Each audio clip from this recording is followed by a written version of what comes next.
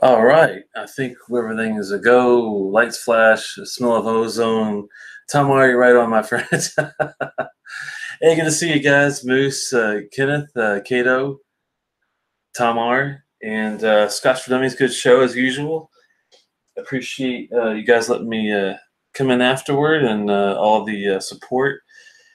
And man, that Kalila sounded pretty good. It was a cast strength Gordon McFelly we're doing. And if you don't know already, a Portishead, Askaig, if you ever see a Portishead, they have a really good cast strength Kalila options that you can get if you're having problems finding that decent independent bottling. They also have some really good, and they're not all cast strength, but I have seen some really good cast strength versions and regular versions too. Some age statements, some not age statements, but I've never been disappointed by one of their offerings. So that's just an option. Hey, Whiskey Scout, good to see you too. And bring a com courses. Looks like Dave's using a different account this time. Good to see you, Dave. Yeah, you're on the wrong account. Got to switch her up. We're going to do something a little different, a little new. It's funny because I've been going through trying to figure out what I was going to do this week, and I was having a hell of a time as I was thinking, well, maybe I should do something peaty and go to my Ardbeg Lefroy usual thing, but I kind of wanted to do something different, and I've always liked a solid, like if I'm going to drink something daily sipper. Glenlivet 12 is not a bad drink. I know some people don't get into it. Some people prefer a Glenfiddich 12. Of course, if you spend a lot more cash, you can get a Glendronach 12. But for a reasonably priced, nice pineapple-y, fruity, well-balanced malty scotch, I think Glenlivet 12 is pretty solid. The French Oak 15 I've had is pretty good. And I've had a couple other ones in the Nadura series. The peated I wasn't really into, but they're not really known for their peated offerings. But the other stuff I've had, I've been okay with. So I saw this in the store last week, and I thought this is intriguing. I've never seen anything quite like it. This is called the Code, and if you see the lettering, it's a little kind of strange where it has all these cryptic letters and different patterns. And it does have the Glenlivet Code like in gold on the side there, and it's not like an overly flashy marketing deal. It's just kind of mysterious. It kind of caught my eye, and the box is kind of like almost like a wooden type of, like a hard box. It's not your typical more flimsy cardboard, which is kind of nice. 48%, and they don't tell you jack about it. And that is the whole thing about this particular dram is you're supposed to scan this code or visit their website to unlock these tasting notes. And I'm like, okay, well, I figure what I'll do with you guys is I'm going to do it just blind, go in, see what I get, and, go from there. Bottle is kind of the same, kind of intriguing, nice, just a black, solid, real matte finish, opaque, just a solid looking deal. And 48 sounds pretty good. I think it was about it was around 100. I think $90 to $100. Nothing out, crazy or anything. But it sounded intriguing that they weren't going to really tell you much about the cask. And, so I thought, I've been sipping on this a little earlier. I'll go in neat and tell you about it a little bit, and then we're going to put a little water in. That's where this dram gets really interesting. Because I'll be honest with you, when you go in, it does have a nice nose, neat. Creme brulee is like the first note that comes to mind. Bam, creme brulee. And I'm talking the vanilla, the sweetness, the curd, the custard, you get it all in one big punch in the face. No smoke. If there is any, it's extremely subtle. No peat. Makes me think that it's definitely got a strong bourbon and maybe some a slight small sherry influence. Nothing. I think more bourbon than sherry, if I had to take a guess. Nice woodiness though, but it's not overbearing. It's not too oaky. It's not, nicely blended. It's got a really good little bit of herbal, a little bit of floral thing going on. No like mint or anything overly like sagey, nothing too. Everything kind of melds well together on the nose. So you're getting into it. It's got a decent color, but we don't know anything about the coloring. That's going to be interesting to see if it's colored, and I'll go into some more detail. Let me see if I can quickly. What are you guys drinking tonight? I'm just curious. Yeah, sequel to the Cipher. This is the sequel to the Cipher, which was another cryptic offering that they released last year, I believe. This one was released in April 2018 this year, and pretty good so far. Here we go. All right, Dave's back in the house. Good to see you. And Dram, do good. I've had the code. Won't say anything until you try it. Yep, Dram. George Kaplan, coated whiskey. I'd cracked that Kilchoman code. We're gonna get to that in a second, I promise. And hopefully, it's not a complete letdown because I've heard some issues, but I'm not gonna prejudge it. I'm a huge Kilchoman fan, so hopefully I won't be too disappointed. I'm hoping. Then the split. Oh gosh, looks like Mom showed up. Ooh, moving from Kingston 12 to Our Big 10. Our Big 10, you can't go wrong there. A Lagavulin 16's classic. Good deal, Kenneth. And Longmorn 16, Jason. Yeah, I like that one. That's got, hey, Richie, good to see you too. That Longmorn 16 I think is a great savory, spicy dram that reminded me of sambusa. It's like an Ethiopian spicy pastry. I think they're called, in other countries, they had. It starts with an S, except not Sapapia, but it's like a real nice Indian earthy, herby, almost like a lamb with peas and carrots. And I mean, it doesn't taste like anything else like I've ever had, but I actually enjoyed that Longmore 16 a bit. At first, I was kind of like off put by it, but I got into it like right after the second or third sip. 1970s Dimple Pinch, aka Hig Dusty. Oh my. Is that a grain whiskey? It sounds like it is, Ace. Bowmore 15 Darkest, Andrew. Nice. Okay. Samosa, that's what I was looking for, Donner. You're right. Yeah, it has a samosa kind of a taste to it. And the Longmorn 16 is the only whiskey I can think of off top. Maybe a Glenmorangie Spios might have a similar. It's got like a rye kind of taste to it, and it has more like it does have some maltiness, but it's more like a rye than an actual Scotch because there's so much savory spice going on. But anyway, I can go on tangents all over the place, but yeah, I mean it's got a nice royal icing kind of on the nose too. You can definitely tell it's going to be sweet, but balanced with some herbal and floral notes. But let's go. This is where it gets interesting.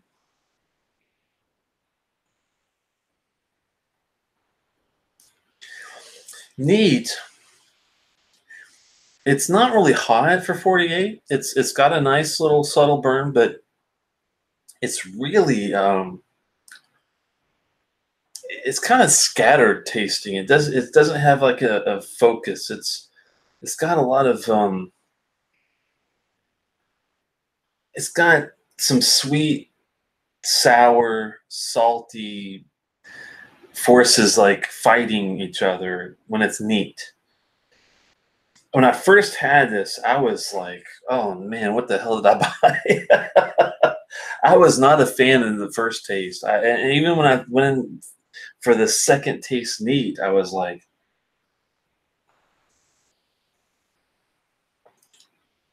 I mean, it's nothing that's horrible. It's just it's almost just too much. It's not like overly complex. It's just too many different types of tastes fighting each other when it's neat. But I thought, thank God, and don't be afraid of water. Don't listen to Mr. Lee. Most whiskey drinkers that really get into it, you have to add a couple drops minimum to get some of these things unlocked and work with it. So we are going to get the old dropper out, and sorry, Lee, but this is one of those drams that has to have it. It has to have it. And it doesn't need just a couple drops, actually. It needs like a dash. I call that like kind of like a dash. I don't want to get too close to the computer. Last time I did that, I fried it. But a nice little dash of water. I'm not talking Ralphie spoons, if you know what I mean, but you need some really something to really flush it, get those molecules flowing around, get some. It's almost like a chemical reaction of some sort with just the H2O. But let it sit for a little bit. This one does.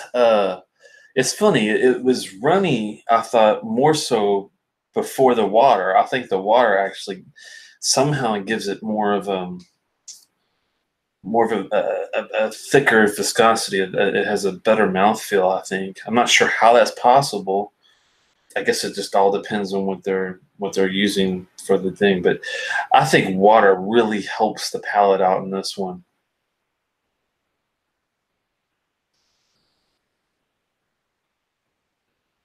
See, night and day difference. Now you can actually get all the different little nuances, and it's not like highly complex, but it's got a bit going on. It's got orange peels. I can taste like marmalade. It's got like this sweet southern tea, really good lemon, nice like a tea bag flavor. It's got some tobacco subtle in the background. It's definitely mostly a bourbon influence. I'm getting a little, bourbon oaky kind of notes on it. Your typical vanillas and buttery oil. Some nice citrus fruit. Some white pepper. And thankfully, even with the water, and I think maybe that it helps it because when it's neat, the finish is drier. With the water, it helps it linger, and you get a really nice mouth color that keeps going. So if I judge this whiskey, and tell me, Corey, not Corey, Dram, dude, if you're still around, let me know if when you tried it neat like I did, I would have gave it probably like 1.5 or 2 out of 5, 0.25 increments. But with the water, it's such a much better Scotch that it's like night and day. It's like Dr. Jekyll, Mr. Hyde to me. The icing comes through still in the palate.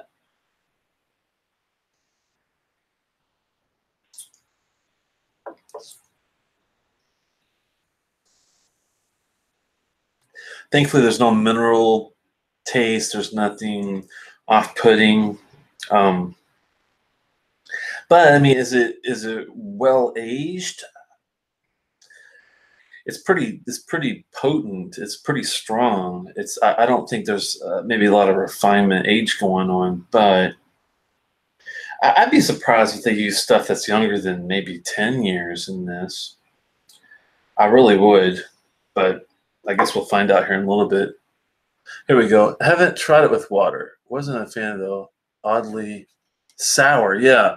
It was just I think the water really brings out the lemon I mean, it tones down the lemon because you're right. When you first hit it, that lemon sweet tea is it's so over the top, and it fights with the sweetness, and it's like a really bad fight. It's just clanging, clang, clang, clang with each other. With a decent dash of water, though, it really smooths out all the hard edges, and it just rejuvenates the whiskey. And this is the only whiskey I've ever had that's like this, where I've tried it neat and almost hated it, but put a dash of water on it, and it was like almost a complete 360. So, Dram, if you still have a bottle, or anything left, or if you have a chance to get a sample,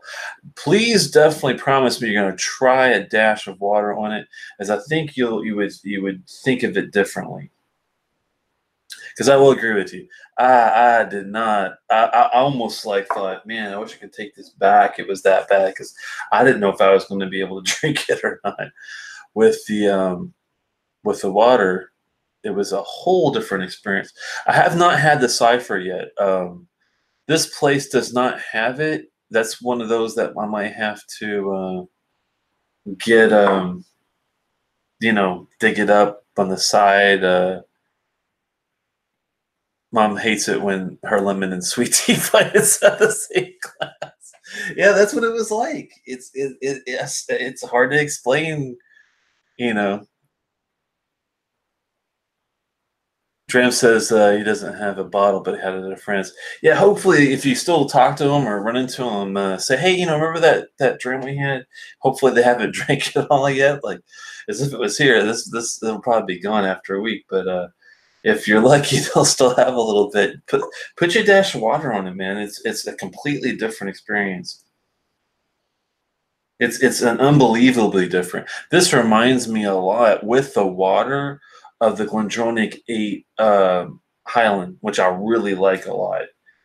That has similar notes to this with water. Without water, though, no way, Jose. I guess maybe they over tried with the 48. Maybe they should have bottled it at 46, because I mean I'm not adding a whole lot, so I'm probably taking it down to a 47 or 46 at the least. Typically 48 is a sweet spot with me. It's not like I like lighter drams, but it's it's just a little too potent, I think, flavor wise, not alcohol wise, flavor wise. At the get go, I should have diluted it, just a flavor piece somehow. But that's why we can add our own little dash here and there. Nice and creamy with I mean the sourness is still a little bit there, but the cream comes through. The roller icing, like I said, comes through more. Really nice vanilla. It's got that subtle tobacco tea note with a really nice oily mouth coat, medium finish. It's funny, I guess without water, 1.5 to 2. With water, I would give it a 3.75, I'd say, with water. I mean, I know it sounds crazy that it'd be that drastically different with the scoring, but this is one that you definitely want to play with a bit and get it to your liking, and because once you get it there, I think you'll be happy with the purchase. But if you're one of those people like Mr. Lee, and you know who you know who I'm talking about, you're not going to like this, I don't think, because if unless you're willing to at least put a couple of drops in the damn thing, don't think it's going to happen. Black licorice. Dram was talking about. 1 second.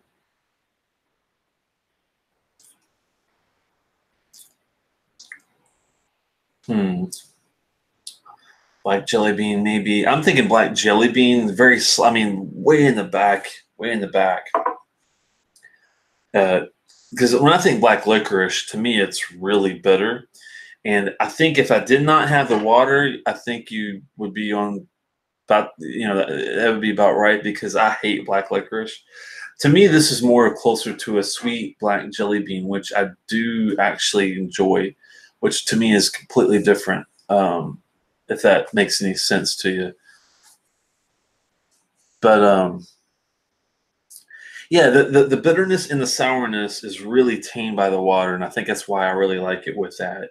Because I do not like a bitter or sour dram if that's like the main note, and that's and it's got a little bit of sweetness or a little bit of floral or a little bit of herb to like balance it out, then I'm not gonna like it. And that's, I think, what that was neat. But with the water, I think it really helped it balance those kind of sour bittery notes out a lot more. Richie asks, is your palate opening up a lot more to lighter malts? The cool thing was I never was afraid of like well, when you say lighter malts, I guess it depends on what you're referring to. Like when I think lighter, I think like something like a Dalwhinnie 15. That's probably, excuse me, that's probably the lightest malt I've ever had that I enjoyed. But to me, it's got a lot of nice, strong flavor to it, even though it's a light or a lighter Scotch. The Glenmorangie original, I never really liked that. Didn't have enough flavor punch for me. La Santa is awesome though. I love that. It's my favorite Glenmorangie, probably next to the Tisale. And as far as like other light scotches, I mean, I consider like a Bowmore 12 pretty light. It's not, doesn't really, and then the number one, they don't really have a whole lot going on other than the solid typical, a little bit of peat, a little bit of fruit flavor, a little bit of malt, nothing crazy fancy going on. Trying to think of other light things that we might have. Oh my. We've hit a lot of distilleries recently, and I'm trying to remember some of the lighter-ended ones. I don't like grain, but I never liked grain. So, but yeah, I tend to stay to the heavier tasting scotches. Like, if I'm gonna not go with the Ardbeg or a Lefroy, Kilchoman kind of peat scotch, then I'm gonna go for a sherry bomb like a Glendronach, Nabelauer. I like strong, heavier flavors. Like out of Tomatin, like the Decades series, I liked a lot. Their 12 is okay. Haven't had a lot of the Tomatins other than that. I'm trying to think. Ball Blair, I think, is a great. It's probably my favorite. I think it's a Space Side. It's typical, like really nice, sweet Scotch. The Glenkinchies and the Auchentoshan, those are on the lighter end. Those are the ones that are a little too thin for me. The Auchentoshan American Wood I thought was good. The 3-wood is a good if you're in the mood for something really sweet, but the Glenkinchie didn't really do. I had to mix it with something else to give it some more flavor. It just wasn't strong enough flavor profile for me. Yeah, I mean, I like the Macallan edition too. I like Glengoyne's like older stuff. I don't like their thin stuff, and I never was big on like the Glen Grant 10 or any 10-year-olds that are not a little more heavier bodied. Like if you give me the choice between a Glen Grant 10 or a Glengoyne 10 versus a Ben Reich 10, I'm going to definitely go for the Ben Reich 10 because it's got more of a mouth coat to it. Same with Glendronachs, things like that. So I think you know what I'm talking about. Let's go back up some more here. I think like 3.75. What? I'm not even going to ask what Mom's talking about there. Richie says it's good to have you seen the chats. Yep. Good enough memory. Tom loves the back licorice. It's a little too bitter for me. And I think that's where Dram was going with the initial neat taste of this. Sherry bombs count as heavy hitters as much as the Islas. Yeah, I think that's where my favorites are.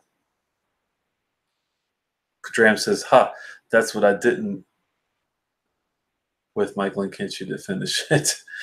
Yeah, I had to mix. I had to mix it with some Wortlock to really give it something interesting.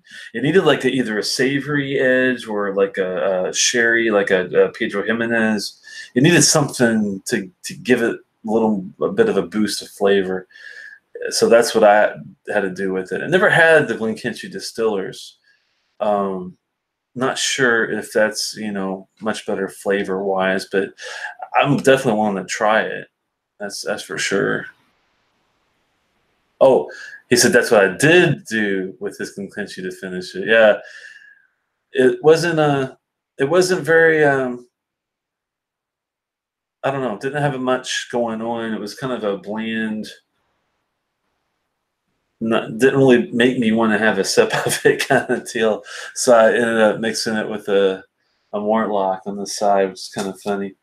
But sometimes you have to do that. I hate throwing stuff out. I mean, if it's really bad, like I had this one, I'll share with you guys. Let me see if I still have the bottle. Oh my, it's a newer distillery. It's give me 1 second. Let me see if I can see it back here. Oh my, it was yes. Oh yeah. If you ever see this guy, stay far, far, far, far away. I'm not even gonna. Well, I'll try. I think it's Avant Der, something like that. ABHAINNDE. I think it's ARG. Could be ORG.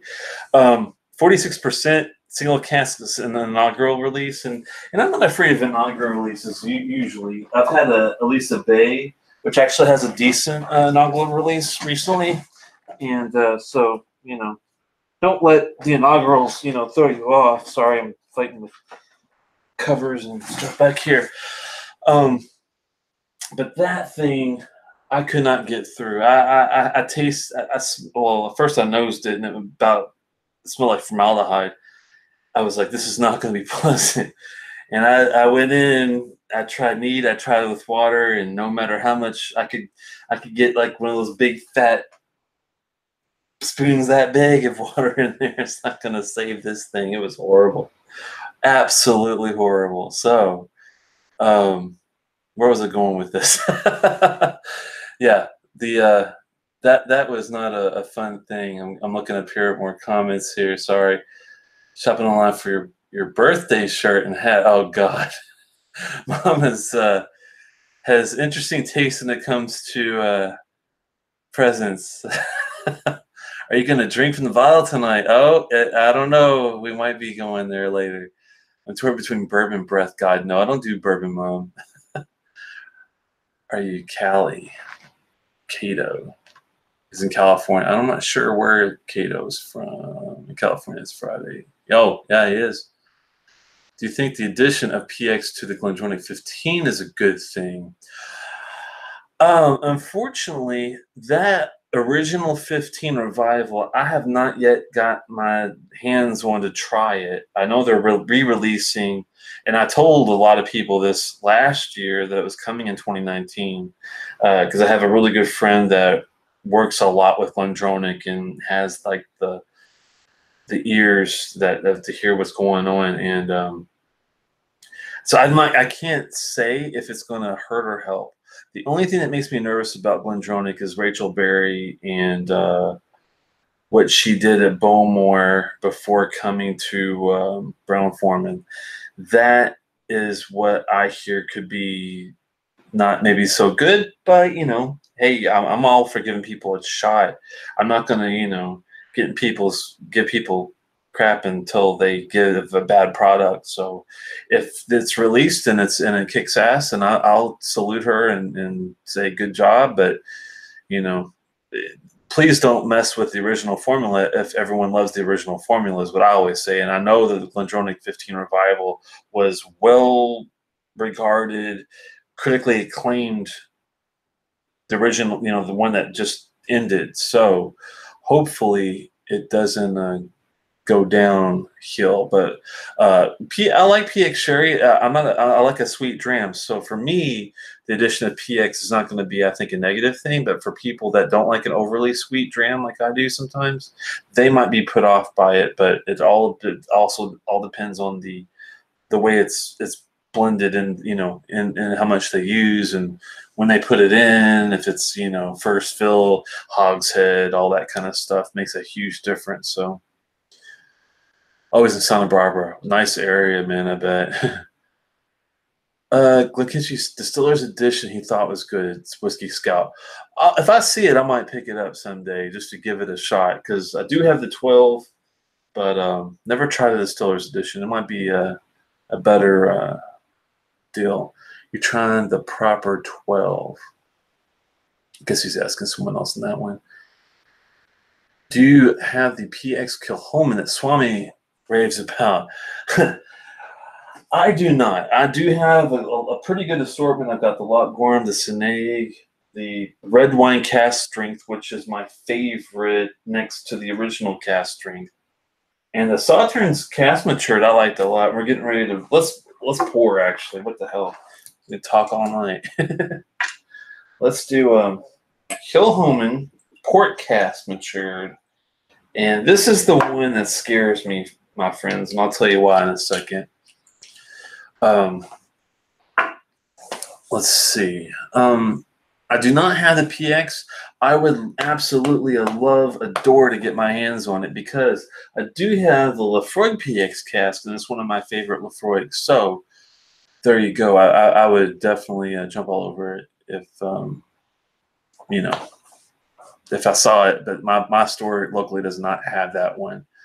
But maybe I'll get lucky. Sounds like you're hating on the Scotch girl. Yeah, well, not hating, but just kind of nervous. And I'm not the only one. You ask Everwind, ask other people. They'll tell you the same kind of thing. I've heard it's different, but still very good. Yeah, I think I've heard something like that too, Dream. Excuse me. Where I've heard it's a different, but than original, but not a letdown. So that was Whiskey Ace Action, which was the formaldehyde. That was that Avant Derg. I think that's how you say that. Let me start here. That's the first word at the top there, and that's the second word. It's a new inaugural release. They're a new distillery in Scotland. We tried it. No one liked it. I think everyone actually poured it. That's how bad it was. Save yourself money. I forgot what it was. Let me give a quick look and see what he paid for that while we're letting that simmer. Distiller. Distiller.com is a good place to check out notes for some people that just write. If you don't want to do videos and you just want to read a quick excerpt of someone's tasting notes, it's a good option. That's what I do sometimes. And if you want to know about the cask type and stuff like that, here we go. Evan Derg single malt, established in 2008, translated to Red River, is located in the Isle of Lewis in the Outer Hebrides, I'm probably pronouncing that incorrectly, of Scotland, and was founded by Mark Taburn. Avanderg is traditionally and sustainably made using local barley kilned with burning peat and river water from the river. The single malt is hand-filled, naturally colored, non-chill filtered, and bottled at 46. This is a first single malt whiskey from the brand, released in 2011 with no further barrelings until 2018 for a 10-year release. No. No. It's funny because I pick a song that makes me remember what the experience was of whiskey, like a musical note, like a post-it. And the song I use is by Radiohead. I'm not sure if you guys are familiar with the band. They've been around for quite a while. They have a song that it's called "Punch Up at a Wedding," but on the "Hell to the Thief," album, they also had alternate titles to all their tracks, and the alternate title of that song is "No No No No No No No No No No No No No No No No Joke." So that instantly came to my head when I took that nose of that, and it was that bad. It's supposedly is an oak cast type, dried with peat. Not really a but the average rating right now, there's been 4 of us that have rated it. It gets a 1.8 out of 5. Um, someone else in my group gave it a 1, like I did. Someone gave it a 2, and one person gave it a 3. But this guy, he can find like the greatness out of like the worst crap you've ever tasted. So he tends to usually, he's not really bad about it, but he tends to rate a little higher, I think, than some. But wow, I could not drink it. It's the only one I had to pour that I can remember in quite some time. I think there's only one other whiskey in out of all of them, 250 that or 225, whatever the number was for the distilleries, of actually could just not been able to down it. And that was Gervon. It was a grain whiskey. It was just that bad. But anyway, let me get back and catch up here. Oh my. Let's see which whiskey. Okay. Next thing you know, oh gosh. The Me Too movement is going to invade my channel and insist that I apologize. I don't think so. That doesn't fly here. I'm the king of this castle. Tomar says, "You only have 1 bottle tonight?" I'm just asking. Yeah, sorry, I was doing too much talking. We've got the Kilchoman Port Cask matured 50%. Now, I'm a huge Kilchoman fan. You can tell. I've got 5 bottles stacked back there. The thing about this guy, and this is ex-Ruby Port Hogshead, which, I'm cool with that. 10,000 bottles were made available. Europe got theirs first in July of 2018. I can't remember if Lee ordered this overseas or not. He might have, because I have not seen this, I think, maybe until recently, very recently. Over Maryland. It's a second release of their port cask. They had the first one was in 2014. I have never tried it, didn't know it was available. The port cask matured as a vatting of 30 Ruby Port hogsheads filled in 2014. The malt barley used was peated at 50 parts per million, which is not high like your Octomores or your 160s to 260s to 300s area. It's more like an Ardbeg, Lefroy kind of area, your 60s to 40s, somewhere around there. Malt barley, okay, it's proved at 100 proof, 50%. So you definitely get the port on the nose. The only thing that made me nervous about this is I've heard it didn't rate very well. And it's rare to get, I'm not sure what it is about Isla Scotch, but most of them are all good, no matter what type of, cask, Manzanilla, Amontillado, Oloroso, PX, doesn't matter. It's always usually pretty damn good, especially with Kilchoman.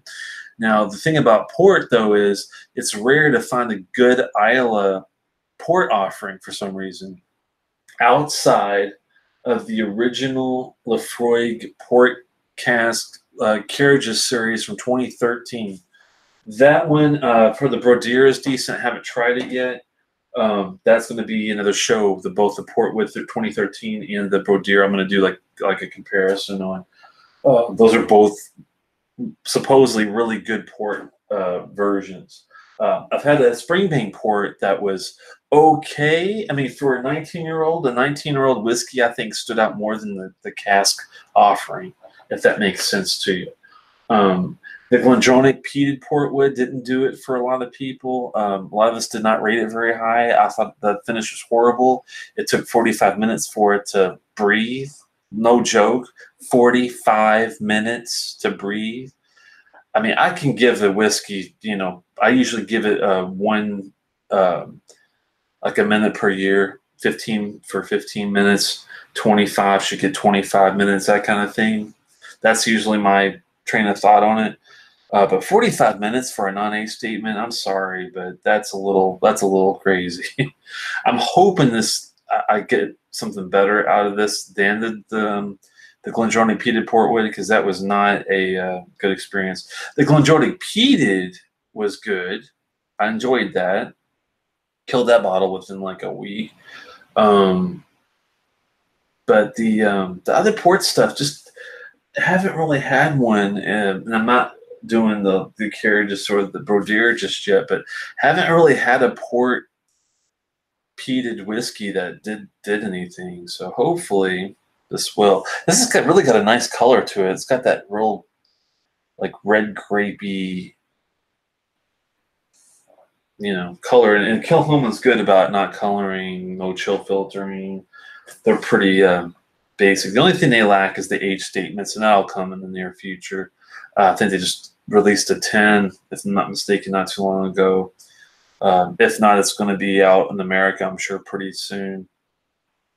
But that's the only thing I think that people might have not been able to get into. But this just doesn't exist. They're a newer distillery, so you got to be patient.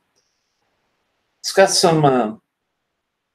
It's funny because it's got 2 layers. It's got a nice hold of the liquid on top here, but I do have a lot of runs in the side. It's like dueling.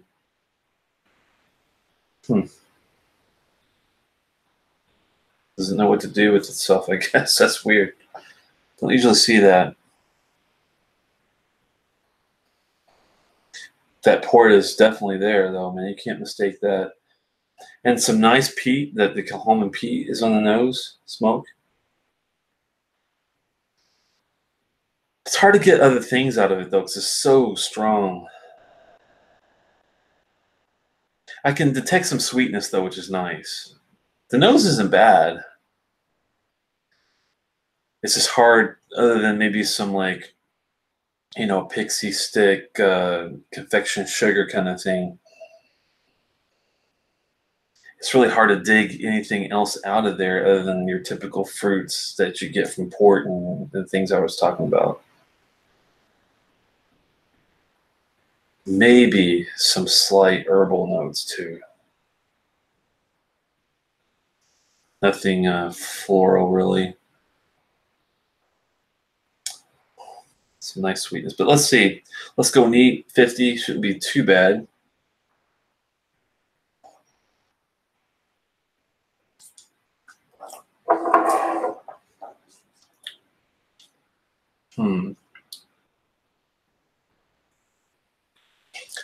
Not bad, but wow, that's strange. It's funny because when it hits your tongue, you do get a nice splash of fruit. The problem, though, is it dissipates as quick as it gets there. It's like, pow, boom, gone, like a bad firework. That and wow, it definitely has some drying characteristics too.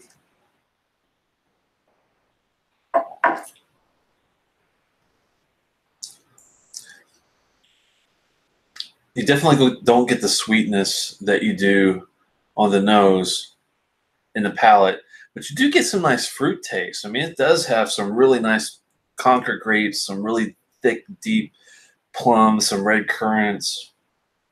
Makes your mouth water, but the taste itself is very quick, very dry.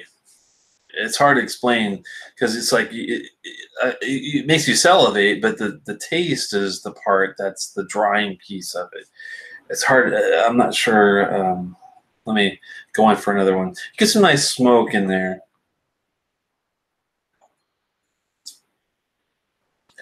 The peat doesn't come through as much as I thought it would. It's there, but it's very subtle.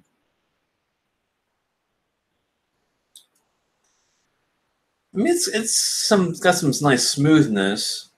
Fruit is the most most intense part of the taste, which for a Kilchoman, you would think the smoke, the peat, and the fruit would be the most prominent piece to the taste. So I think I see where people are thinking it might fall a little short. That's a shame, but I do like the real nice fruit flavors going on in it. I mean, it's like a really nice piece of double-licious grape chewing gum. I mean, it goes on for a while. It's got a long finish to it. But it's dry, like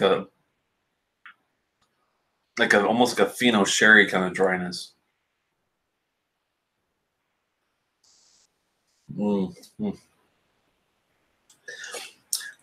I'm debating I'm debating if I wish it was a little sweeter. Maybe that might help. And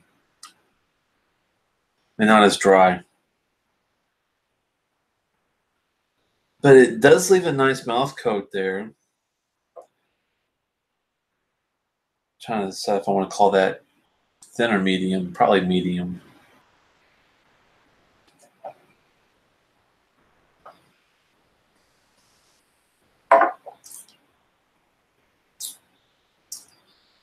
I have a feeling the water's not going to help this, because if it was more smoky or more peaty, it would have room to balance it more with some water. But since the fruit is the most prominent taste, when I add water to it, I have a bad feeling it's going to take the fruit level down a little bit, but the smoke and the peat's going to be almost non-existent. But that's my theory. That's my hypothesis here. But, not a bad dram, just not a great dram so far. That's the gist of it.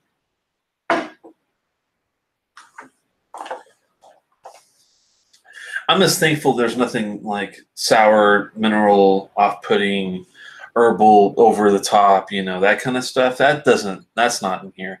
I think I do like it better than the Glendronach peated portwood, thank God, because that thing was, not only was it dry, the finish was just gone like poof, instant.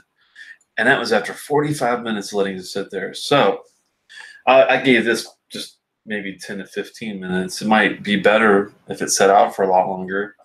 That's an option to try. I'll have to save a little more and do an experiment maybe and see if that does help.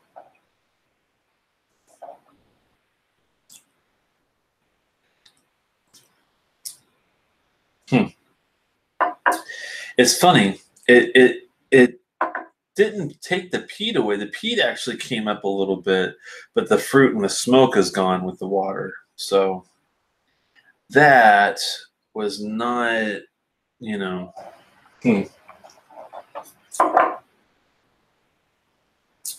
That's the part that is kind of throws me off a little bit. It's like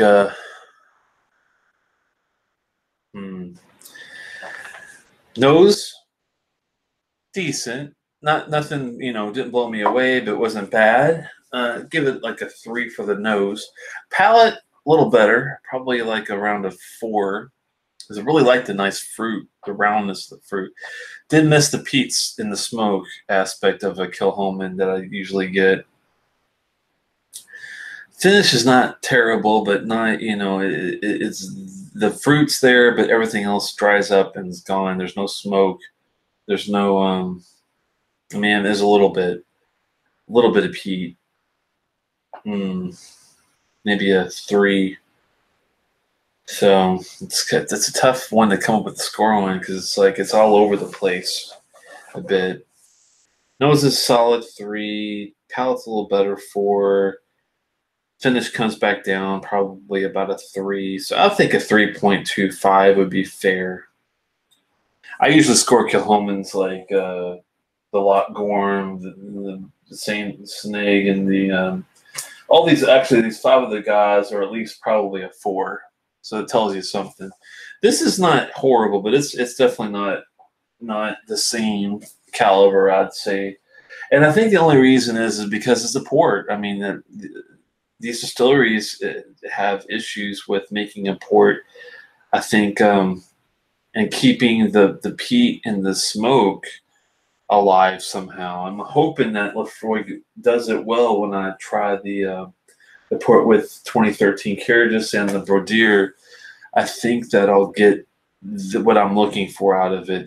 That'll balance that really nice fruit out of it. I think that'll be what I'm looking for. So, but I still think it's a nice 3.5. I wouldn't pass it up, that's for sure. And I definitely would rather drink that than a shitload of other whiskeys that I've had recently. That's for damn sure. I had an Imperial tonight, and sadly, it was a 22-year-old. And I was thinking this is going to be fantastic. And I had a Milton Duff, a tin Gordon MacPhail, independent bottling. You think it might, that's okay, but it was like it was about a 3-star, and I think the Imperial was like a 2.75, 3, somewhere around there. Just didn't really do it. So I mean, 3.5 is nothing to sneeze at. It's not like I'm dogging it or anything. It just doesn't have that oomph that original cask strength had. That's almost pretty much a 5-star whiskey. Same with the red wine cask matured. That's a 5-star. Sinag, I give about a 4. Lochgorn about a 4.25 to 4.5. The Sauternes cask surprised me. I never had a Sauternes other than I think I had a Glenfiddich Sauternes at some point, or I think it was a Glenfiddich. But I like the Sauternes. I think it was or was it Glenmorangie and like Nectar Noir or something like that. But that Kilchoman Sauternes was another like 4.25, 4.5. It's solid. So not their best, but I'm not gonna, give them hell over it or anything. Let's catch up with some comments I've been missing out on a bunch here. Sorry, guys. Whiskey found the Old Pulteney for 17 for $77 and passed. Oh my God, dude! Do you know that? Do you realize that sells in Maryland for $130? No joke, no exaggeration. I hate to call you a goober, man, but it's all right though. We all see stuff like that and not really think it's worth it at the time and you pass, but maybe I'll get lucky, go back and see it. Ruby or Tawny. This is Ruby, definitely.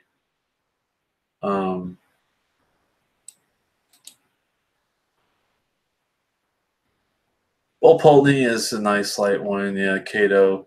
I do like the 17 a lot. The 12 didn't do it for me. It was one dimensional to me. I didn't really get into it. The 17 though is awesome. I've not yet had the 21, but I have had the 25, and I've had the 35 at a tasting expo deal, and the 35 had some weird soapy notes in it. The 25 was solid. That was really good. The 35 I thought was kind of strange. It didn't get me. So and I wasn't the only one that got the soapy notes out of it. So if you like Local Moan, maybe that 35 Old Pulteney might be something for you. But unless you're a fan of Local Lomond, I should say, I don't think All right, let's move on here. Oh my goodness. I have one Kilchoman. It's their first sherry release, I believe. Oh, lucky bastard, man. I'd love to get my hands on that. I bet that's pretty good. Did you like it, Daniel? Just curious. Let's see, I'm catching up here. Oh, they're going back and forth. How do you feel about the Carriages 2018? I do like it. I have a bottle of it right over there, and it didn't last long. It is dry, it's acidic, and it's salty, which is what you should expect with a Pinot Sherry cask. If you don't mind that, you're gonna love it, like I did. Thankfully, I knew what to expect when I went into it. If I went in and I didn't know what I was in for, and I was just thinking, okay, this is a Lefroy, is it gonna be good? I can see where it might throw some people off their game, but if you know that you're going to get those three major aspects, the salt, the acid, and the dryness, with good still smoke, made the flavor great, had like some chocolate, I remember on the finish, dark chocolate, and Lefroy just they just kick ass. I mean, they rarely. The only bottle of Lafroig I've ever had that I was kind of like, is the Select, which is like their bottom, the lowest, $30-$40 bottle they offered to get people just to try their stuff. And I think that's the only reason I didn't like it, because I already tried the, Lafroig 10 cask strength was like my go-to, the quarter cask, the lower. And then, I tried the Select after that. It's kind of like, what the what? Just, but anyway, that, the Carriages series is great. I like the Amontillado so far. The ones I've had are the 2014 Amontillado Yellow. The 2015 is good. The 2016 Madeira I've got over there. The quarter cask one was okay. It didn't blow me away like I thought it was, because I thought it was going to be a quarter cask strength version, just like that quarter cask. I thought it was going to be the cask strength, just more intense version of what they had, but it was completely different than what I expected. Does it mean it's bad? No, but was it without, would I put it up with the other 3 or 4 that I've had? No, I think it's probably the less of the 5 I've had. And the new 2018 I thought was better. So the one I would skip, if you're going to skip one, is the 2017. All the other ones so far, and I haven't tried the 2013 yet. I am going to do that soon. I would love to get my hands on the 08, 09, 10, 11, and 12. If that ever happens, I'll hit the lottery probably, or have a really good friend that'll be really nice to me. That's what I figure. Got a bail, Cato. Good to see you, man. No problem. Long row, have a port cask finish. Long row. Let me look for you real fast there, Moss. I'm not quite sure, but if it exists, I have a way to find out for you. For the long row, they have a 14 Burgundy. They got peated, 18 red, 11 fresh port casks. So there's one there for you right there. The long row red 11-year fresh port cask series. Costs a little money, but not anything crazy. They do have a Cabernet Franc, a Cabernet Sauvignon finish, even a sherry cask matured. They've got an Australian Shiraz cask. Wow, 100 proof, a CV, a 14, a Malbec cask, wow, this must be Japanese, Tokaji wood, Tokaji, I guess is how you say it. A Cab Franc single cask.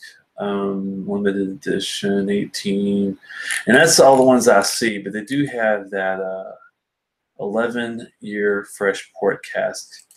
And as far as ratings, it's got a 3.8 average out of 5, which is not outstanding, but it's not bad, and some of these guys might not know what they're really tasting. One review looks solid, and he gave it a 4 out of 5, so I'm thinking that it would be worth pulling the trigger on it if you know where to get it. That's the tricky part. You might have to order it. It's 51.8% ABV, 11-year, dry with peat, fresh port cask type. That's all the information I can get on it right now. But it's Springbank, Campbelltown. I mean, it's hard to go wrong with that, right? Did you give it CPR? Uh-oh. I'm missing that, Daniel. I'm not sure what you're referring to. I missed the comment on that one. I'll have to come back. I think the Kilchoman is one of the few Scotch distillers that has store picks that many bourbon distilleries do. Yeah, they do have a lot of. There's Impex, IMPEX. A lot of local distilleries get their hands on casks and stuff. They have even a bourbon one here in Maryland for Kilchoman. I'd love to get it. It's on my to-do list, but there's lots of Scotch out there to get, so I gotta spread the wealth a little bit on different distilleries. But I am going to try to get into that soon. I wonder how many guys start sending out samples of whiskeys that they should have gassed that changed. Huh. Wonder how many guys start sending out. That should have gassed that changed. I'm not sure on that whiskey. There's a lot of people that do Sheriff Salsa, though. I'll just say that. Port finishes can be hit or miss, yeah. And most of them are misses, unfortunately. I've yet to have a good one, but hopefully that Port Cask 2013, I've heard from many, is outstanding. Even the Brodeer, I've heard, is pretty good. So I'm very looking forward to doing that show. And I also got to get a Aquavite a shout out. He gave me a Laphroaig he hand picked a bottling for me and gave me a sample of it. And I got to do that on a show. Maybe I'll try to do all three at the same time. That'll be pretty awesome. I like a Laphroaig, just a Laphroaig show, I guess. It'd be interesting. I don't know how many.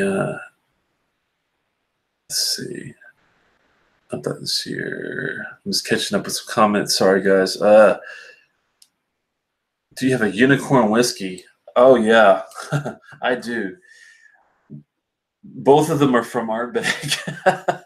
One is called Lord of the Isles. It's one of those one run series they did, I think, back in 20 something. The Kildalton from 1980 from Ardbeg would be another unicorn, as well as the Erin am Beist would be another unicorn whiskey.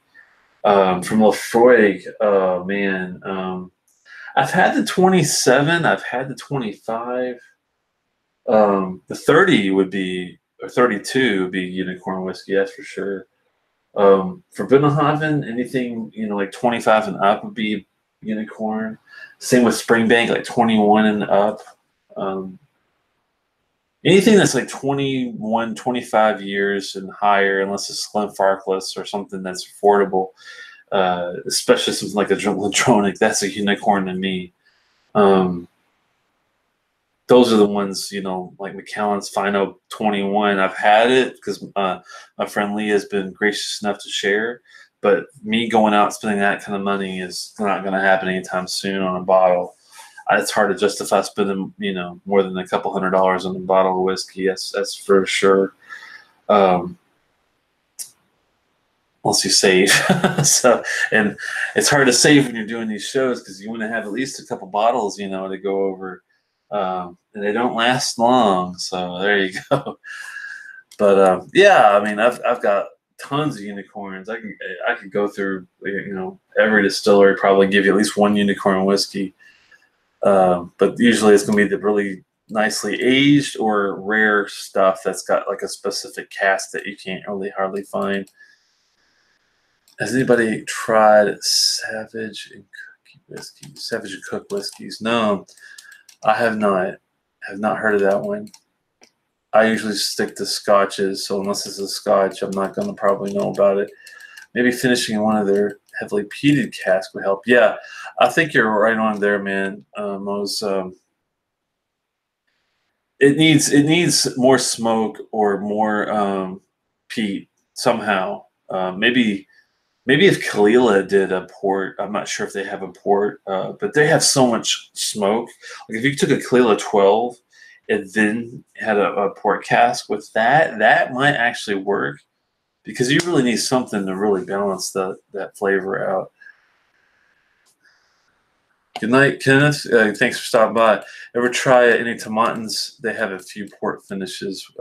Daniel saying, oh man, I want to say I might have had a Tomatin and it might have been okay, but I don't think so. I think the only Tomatins outside of the decades, which I really do like, and there might actually be some port using that. There's a lot going on with the decades. They use 50-year-old stuff with 40 and 30 and 20 and 10-year-old stuff in their offering there, and you can't really find it really anymore. I got lucky finding that bottle.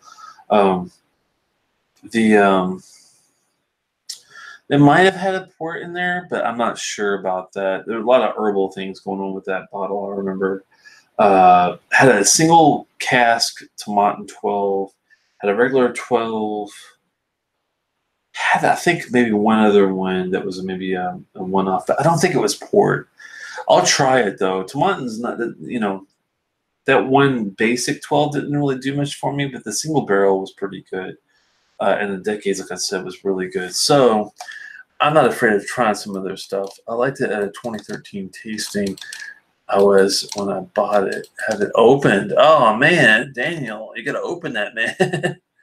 I'm curious to see what you think. If it's really rare, expensive, then don't open it. But unless if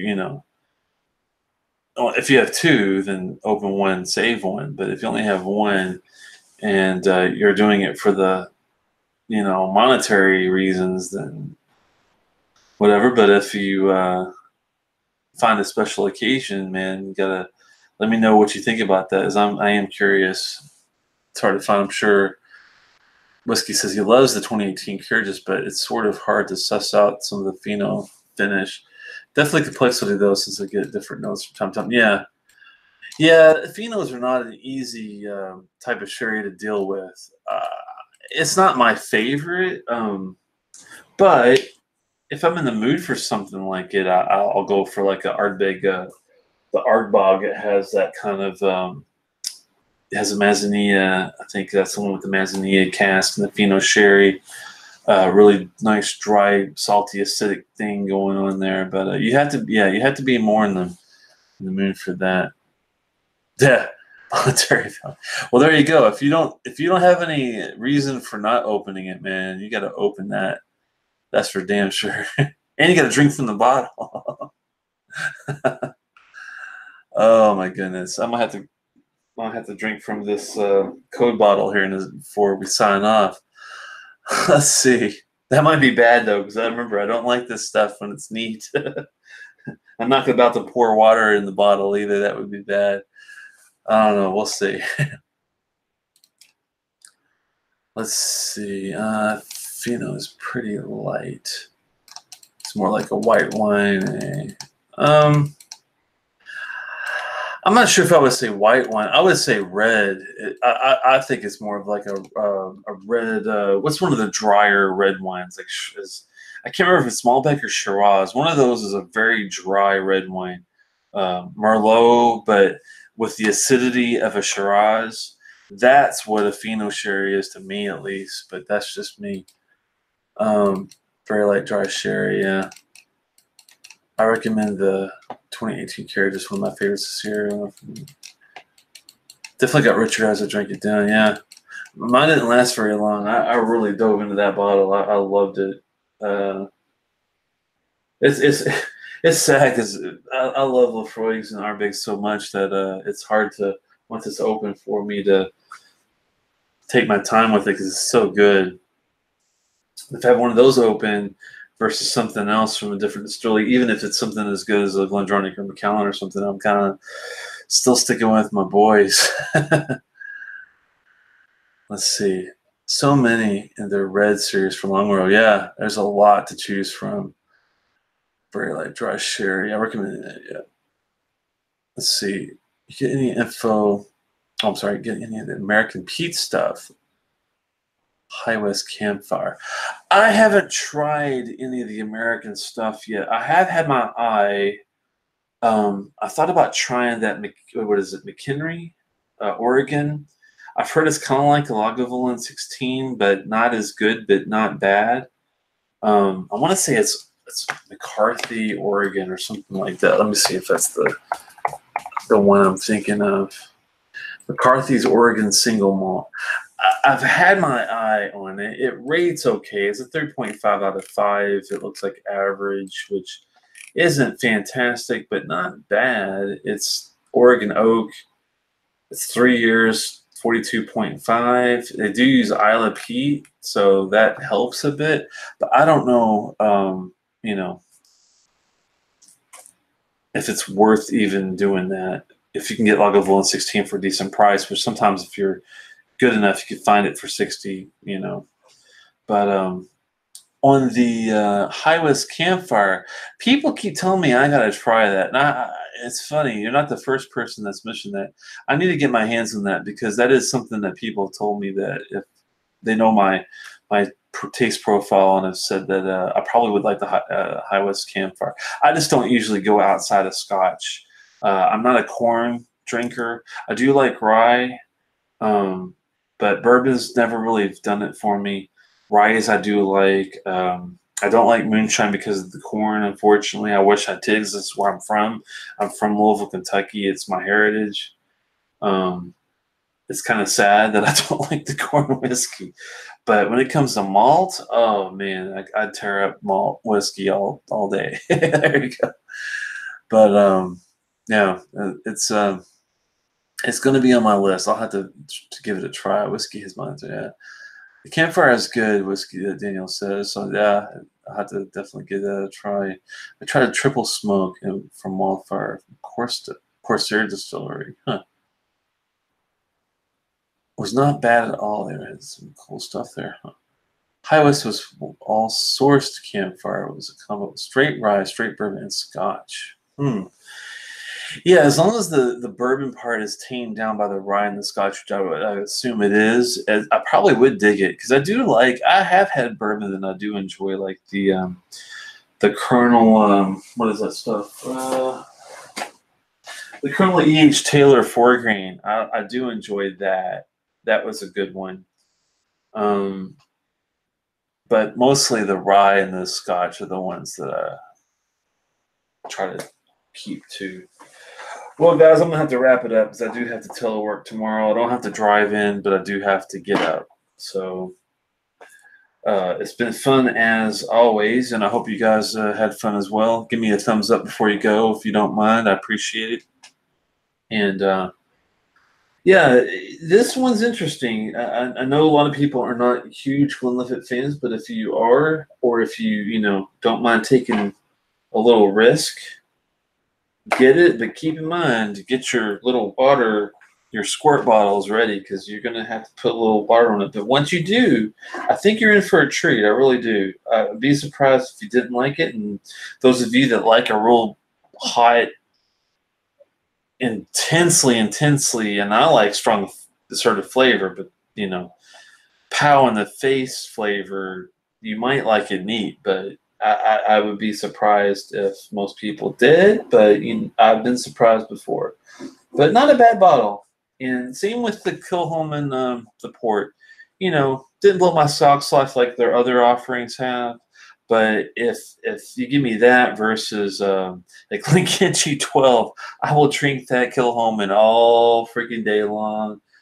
Same with the Glenjordy Peated stuff, or Glenmorangie Original 10. I mean, I can think of lots of whiskeys. I mean, hell, even some of the Bowmore stuff. I mean, I do like the Doris Moore, but other than that, I mean, like the 15 and the 18 even is kind of thin on the palate. So I put the Bowmore 18 and the Kilchoman, the port cask, kind of close together, about a 3.5. So that should tell you something. Well, cheers, whiskey night, Scout, Jason, Most. Thanks for the feedback. I appreciate it. And yeah, I'm gonna have to keep my eyes, see if I can see that Cypher one out. And Alpha is another one I think they had. We'll call it Alpha. I'm not sure if that was first or Cypher second, code third, or what the thing is. Oh yeah, I forgot to do the Shazam thing on the thing. Well, I might as well do that real fast just to see if what the hell their if my notes were off, or if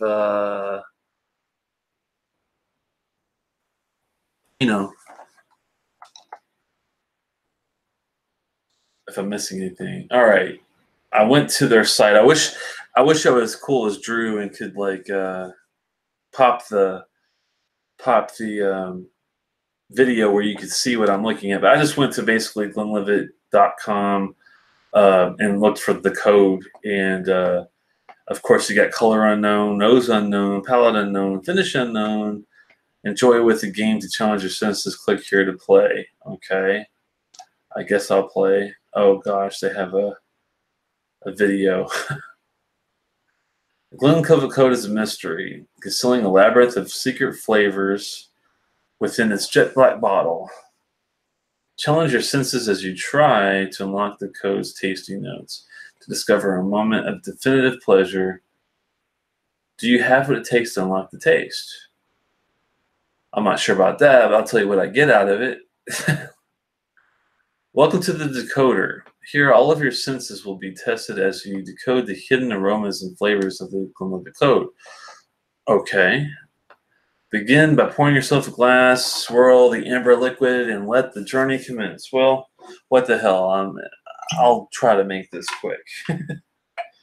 It's hard to turn down another glass before you go to bed. I'll make it a small one.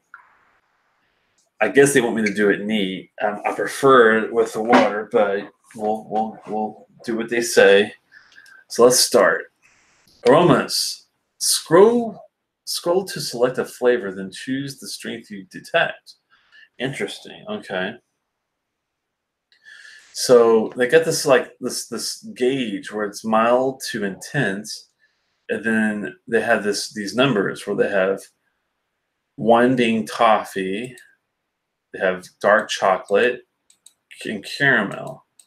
So I have to pick one of these three, which is kind of strange.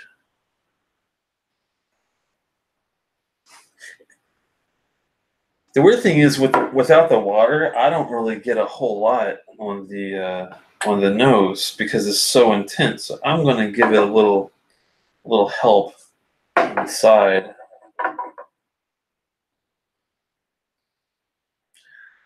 Out of caramel, toffee, and dark chocolate,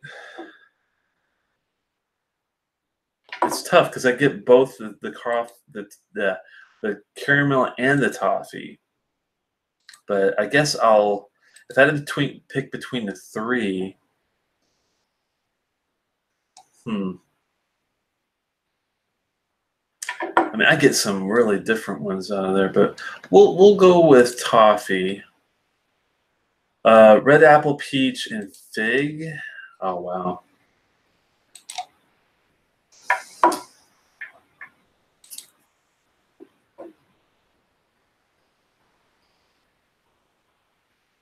I think more fig.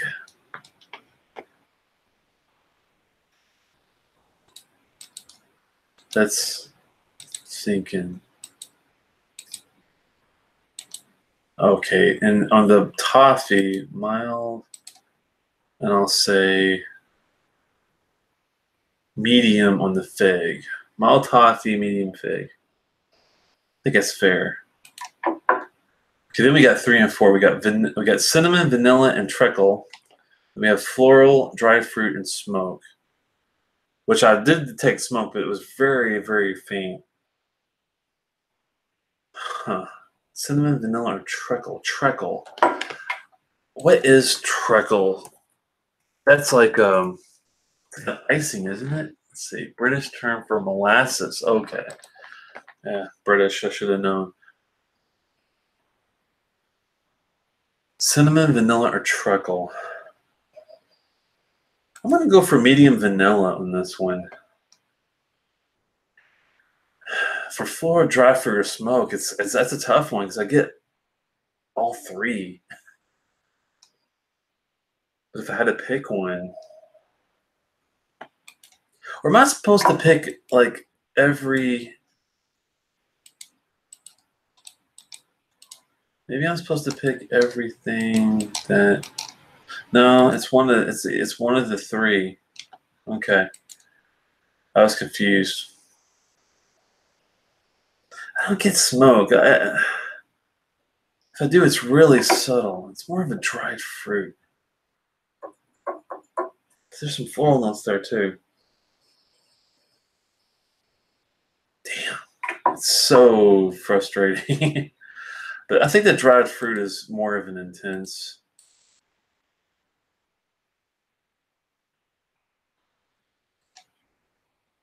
All right, we got pear, orange, and cherry. It's definitely orange. Some cherry, but mostly orange, and that's pretty intense too. I'm gonna say medium though. Pineapple, banana, or plum. Oh man, that's a tough one. Pineapple, banana, or plum? It's definitely not plum. I'm fighting between pineapple and banana. It's got the sharpness of a pineapple, but it's got some banana qualities too. That's what's so frustrating. I gotta pick one of the three. I'm gonna go pineapple medium.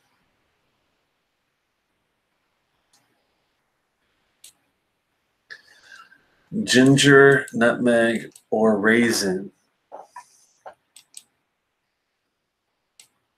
I'm gonna say ginger. It's mild. Licorice, boiled sweets, or cinnamon. Licorice mild.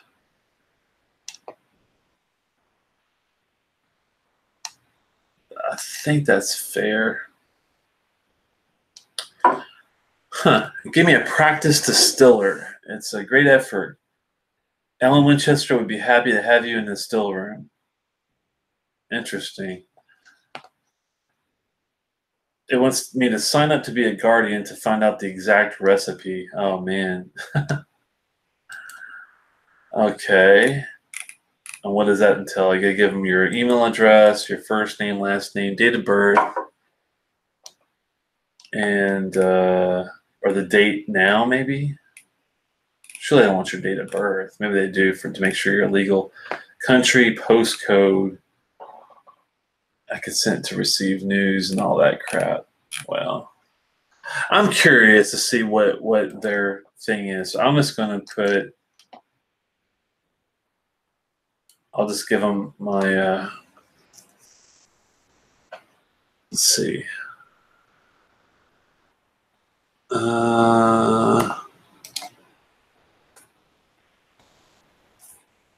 Let's see.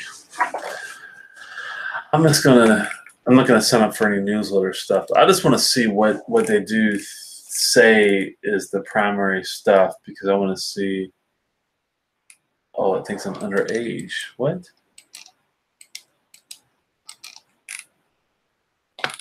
Are you kidding? I'm far from being under 21, so I'm not sure where they get that from. That's interesting. Let's try that again. I wonder if it says that because maybe they're no longer doing it, but let's see if I can send to their stupid news and promotional stuff if it makes a difference. No? Huh.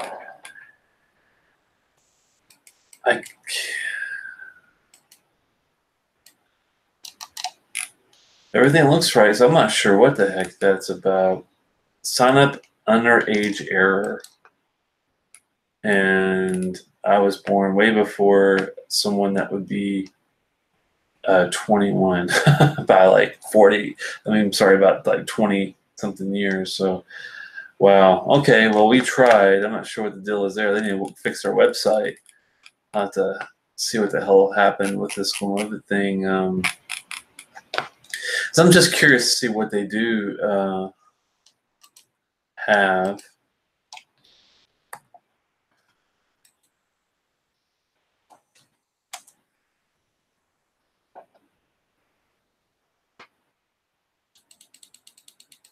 A lot of people do get it dead on, but I wonder what the combination they were looking for was. I'm just curious. It's kind of tough because when you talk about like intensity, what someone might get for intensity could be, just based off of their taste. So orange, mild versus medium versus intense is kind of something that's tough to pick out. But I'm just curious to see what the combo is. But better than half right is pretty good. I hope. Oh wow, let's see.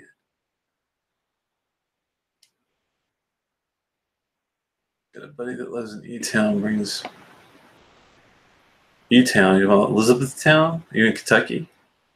Probably not, but that's what it sounds like. Oh, maybe you are, huh? I know E-Town. That's funny.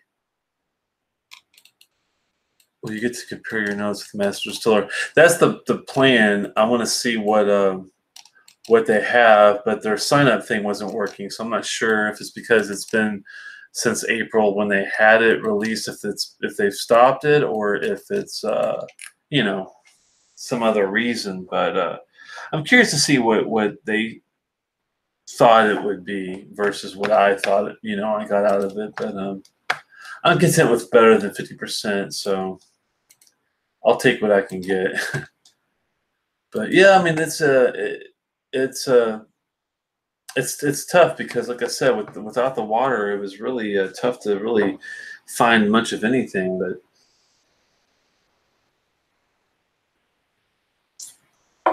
pretty good sip overall. Well, Cilantro guys. Sorry to keep you there. I just wanted to see if I could find out any more information out of what they thought. But I should have realized they're going to make you sign up for something. And whenever that happens, typically these overseas things, you never know if they're even going to work or not. So sorry about that. But at least it was fun. And I'd love to get my hands on the Alpha and the Cypher and see what the differences are, if one's better than another. But with the water, not a bad dram at all. Keep it up. See ya.